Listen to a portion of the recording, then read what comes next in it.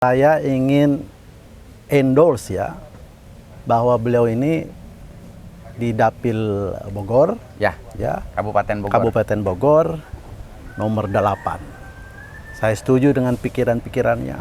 Saya senang dengan visi ke depan dan saatnya orang Bogor memilih putra Bogor, Kang Eman Sulaiman.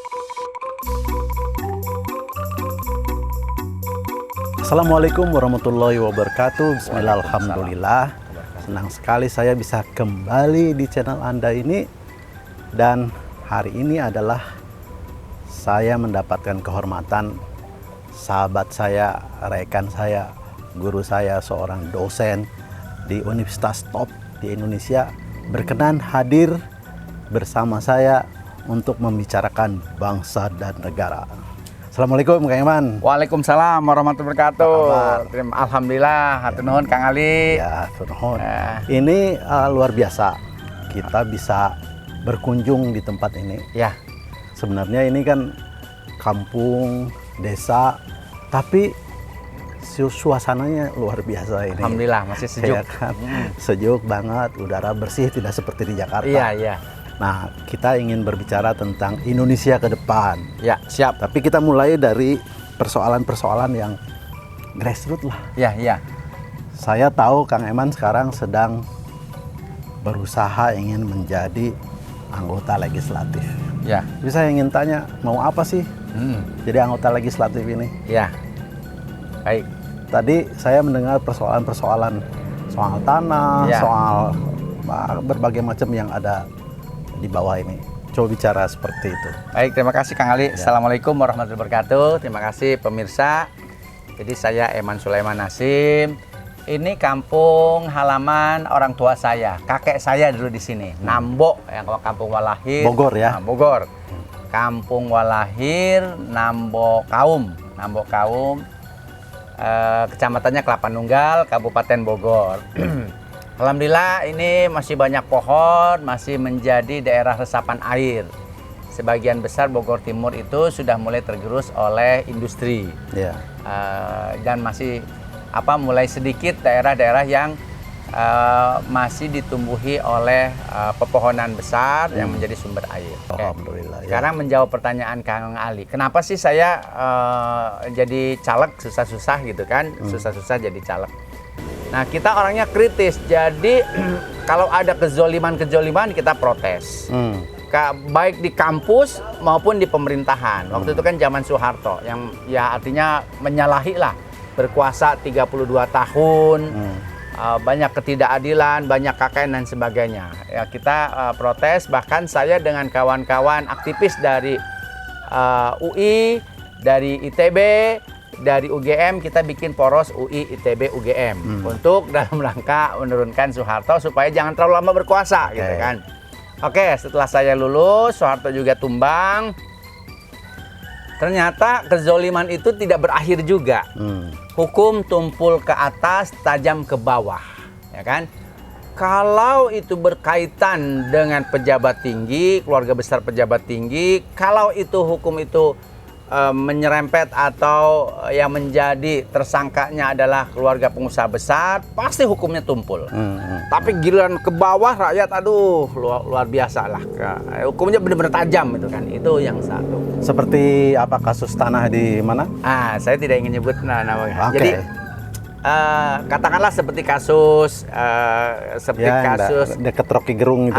Dekat Rocky Gedung. Kemudian belum lama kan ada pejabat pajak yang anaknya pejabat pajak yang korupsi. Ya. Anaknya itu sosokan karena dia biasain makan uang korupsi, akhirnya bertingkah tidak sebagaimana layaknya anak biasa.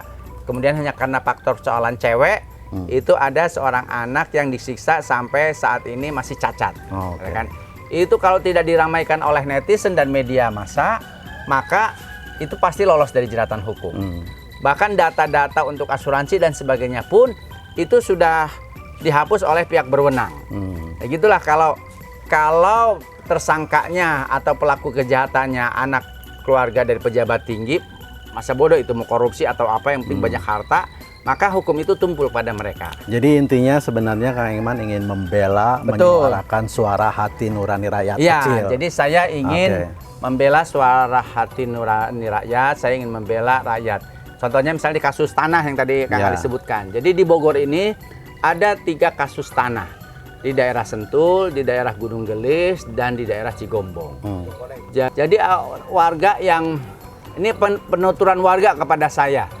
Dia tidak pernah menjual, dia dapat tanah warisan dari orang tua, tiba-tiba begitu mau ditingkatkan statusnya ke sertifikat, tidak bisa. Kemudian dia lapor ke polisi, kecamatan, dicuekin. Dulu mereka pernah membantu anggota DPR, begitu terpilih jadi anggota DPR RI, mereka nggak mau bantu. Mangkir gitu. ya. Mangkir gitu kan, itu satu. Kemudian sama kasus Gunung Gelis juga, sama kasus Lido juga. Nah, saya sudah tanya dengan detail dan mendalam apakah itu benar tanah warga gitu kan, atau itu tanah yang sudah dibeli oleh developer tapi kemudian diserobot oleh warga. Karena kejadian itu juga kan banyak Kang Ali. Kalau itu tanah developer yang diserobot oleh warga, maka saya juga tidak bisa membenarkan yang salah, ya kan? Tapi kalau itu tanah warga kemudian diserobot atau belum dibayar tapi warga sudah dicabut haknya, maka itu sebuah kezoliman. Oke, sekarang visi Kang Eman tuh melihat Indonesia tuh ingin seperti apa sih? Gitu. Saya ingin Indonesia itu benar-benar menjadi negara yang madani. Dan dalam arti pertama, keadilan hukum. Ya, keadilan hukum. Hukum itu benar-benar ditegakkan. Ya. Jadi bukan berarti harus pro pada rakyat kecil saja. Rakyat kecil pun kalau dia salah harus dihukum gitu kan. Jadi jangan kemudian menjadi musuhnya itu adalah para pengusaha besar, bukan juga gitu kan. Pokoknya siapapun itu rakyat, anak bangsa, dia harus patuh dan menghormati aturan-aturan yang berlaku di negara kita. Ekonomi, bagaimana ekonomi? Nah, kalau ekonomi sama, ekonomi juga masih benar apa yang disampaikan oleh Faisal Basri, ekonomi kita itu 90% masih dikuasai oleh oligarki. Oleh 1% kelompok masyarakat, sehingga rakyat kecil itu, rakyat sebagian besar hanya sebagai pegawainya saja. Contohnya misalnya tanah-tanah saja, ribuan hektar itu dikuasai oleh beberapa gelintir pengusaha. Petani aja di pedesaan sekarang itu udah jadi buruh tani, bukan petani pemilik gitu kan. Ini kan tidak boleh dibiarkan seperti itu. Soal demokratisasi bagaimana? Soal demokratisasi, saya melihat gini, pada saat Soeharto turun, demokratisasi di bawah pimpinan Presiden Profesor Dr. B.J. Habibie itu sangat bagus. Karena Pak Habibie dia dibesarkan di negara yang menghargai demokrasi dan hak asasi manusia, dia terapkan di Indonesia, dan itu tentu sesuai dengan prinsip-prinsip Islam kalau menurut saya. Tapi kemudian berganti, menurut saya Gus Dur juga bagus gitu kan. Gus Dur kemudian dilanjutkan oleh Megawati juga masih bagus. Artinya demokratisasi masih berjalan. Buktinya misalnya Megawati jadi presiden untuk pemilu tahun 2004, Megawati tidak membuat skenario yang memenangkan Megawati, tidak gitu kan. Artinya, dan pada zaman Megawati itulah pada zaman Megawati jadi presiden itulah disepakati pemilihan presiden itu langsung oleh rakyat. Gitu kan. Itu salah satu prestasi Ibu Megawati. Nah, setelah Megawati, Pak Susilo Bambang Yudhoyono sudah bagus juga. Menurut saya Susilo Bambang Yudhoyono bagus karena demokratisasi berjalan, penegakan hukum berjalan, pemberantasan korupsi pun berjalan. Malah saya menilai pelayanan publik mencapai puncaknya saat ini saat ini dan yang kemarin itu pada zaman SBY. Jadi kalau kita bikin SIM di kantor Samsat, mereka takut sekali kalau terjadi apa-apa karena banyak orang KPK-nya juga kadang-kadang menjadi mata-mata. Kalau pejabat itu korup, main uang segala macam, langsung ditangkap, gitu kan.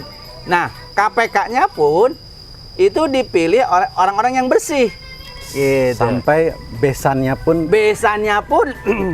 tersangka ya atau Bisa ditahan, gitu ditahan. kan? Ditahan di tahanan nah, Brimob, ya kan? SBY tidak bisa berbuat apa-apa. Iya, SBY tidak. Jadi SBY menegakkan hukum. Oke, satu lagi Kang Eman. Saya mengerti ya apa yang ada dalam pikiran Kang Eman ya. Saya tidak akan membahas mengungkap apa yang sedang terjadi sekarang ini. Iya. Tetapi ini rakyat juga sudah membaca apa yang kemudian sekarang didengungkan, suasana atau visi perubahan. Nah, ini sebenarnya adalah jawaban terhadap masalah yang sekarang ini. Iya. Apa yang dimaksud dengan perubahan menurut Kang Eman? Perubahan, ya. Satu, pemerintahan berganti dari yang hanya membela dan berorientasi kepada segelintir pengusaha konglomerat yang menguasai 90% aset negara itu kepada rakyat Indonesia. Pada rakyat Indonesia sebagai pewaris dari negara Indonesia itu sendiri. Yang kedua, hukum. Hukum ini tadi saya katakan, hukum tumpul ke atas, tajam ke bawah. Hanya awal-awalnya saja akan menegakkan hukum, tapi pada kenyataannya hukum penegakan hukum tidak berjalan dengan baik. Pemberantasan korupsi. Sekarang ini korupsi di pemerintahan itu dari pusat sampai bawah. Ya, itu rahasia umum ya. Maka perubahannya adalah pemberantasan korupsi tidak boleh pandang bulu. Siapapun mereka yang melakukan tindak pidana korupsi itu harus ditahan, dimiskinkan, basmi tuntas ya. Basmi tuntas. Kalau aparat penegak hukumnya yang korupsi, misalnya KPK-nya yang korupsi, BPK-nya yang korupsi, kemudian kejaksaan yang korupsi, hukum mati. Oke. Itu saya mendukung itu, hukum mati. Oke. Sahabat-sahabat, saya ingin endorse ya bahwa beliau ini di Dapil Bogor, ya, Kabupaten Bogor. Kabupaten Bogor nomor 8. Saya setuju dengan pikiran-pikirannya. Saya senang dengan visi ke depan dan saatnya orang Bogor memilih putra Bogor. Kang Eman Sulaiman, closing statementnya apa nih? Ya, baik, terima kasih Kang Ali atas kesempatan yang diberikan. Closing statement saya adalah kita butuh perubahan untuk bukan hanya saat ini saja, tetapi untuk anak cucu kita. Bahwa Indonesia itu harus terus berlangsung selama dunia ini masih ada. Nah, Indonesia akan terus berlangsung apabila hukumnya tegak, pemberantasan korupsinya terus berjalan. Karena yang menyebabkan negara miskin adalah korupsi. Bayangkan, Kuwait, Qatar, Arab Saudi, itu hanya Allah berikan kekayaan alamnya cuma minyak. Kecuali Qatar, Qatar minyak dan gas. Juga Brunei. Tapi negaranya kaya, rakyatnya sejahtera. Indonesia mah Masya Allah. Negaranya kaya. Negaranya kaya raya, rakyatnya banyak, miskin. Tapi miskin. Yang kaya pejabat-pejabat. Udah gitu hasil korupsinya disimpan di luar negeri, gitu kan? Jadi pemberantasan korupsi harus terus dilaksanakan dalam rangka untuk terus berlangsungnya Indonesia yang adil dan sejahtera serta makmur. Nah, untuk bisa seperti itu, maka tidak ada lain lewat pemilihan umum, memilih presiden dan memilih anggota DPR RI yang demokratis. Jadi pilihlah calon anggota DPR RI yang punya integritas dan kualitas. Karena ingin berubah. Karena ingin berubah. Jadi ini satu lagi Kang Ali. Oke. Jadi masyarakat jangan jadi tangan di bawah. Nah, kita harus jadi tangan di atas. Kalau kita tidak bisa memberikan uang, kita berikan suara. Pilih anggota DPR yang berintegritas dan berkualitas. Jangan milih karena uangnya. Demikian juga capresnya. Demikian Kang Ali. Terima kasih. Terima kasih atas kesempatan yang diberikan. Pinekanan. Billahi taufiq wal hidayah. Wassalamualaikum warahmatullahi wabarakatuh. Waalaikumsalam warahmatullahi wabarakatuh. Terima kasih.